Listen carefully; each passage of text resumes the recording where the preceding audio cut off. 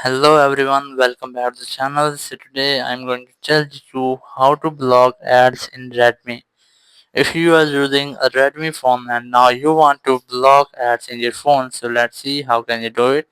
First, you just have to open your phone settings, and in settings just look for Google. Here's that, tap on it. In Google just select all services and then just scroll down and look for ads. Here's that, tap on it.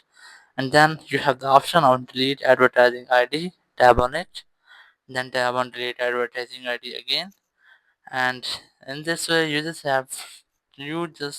deleted your advertising ID. Now go back and look for usage and diagnostics. Tap on it, and here you can see it has been enabled. You just have to disable the setting. Just tap on it, and then it will be disabled.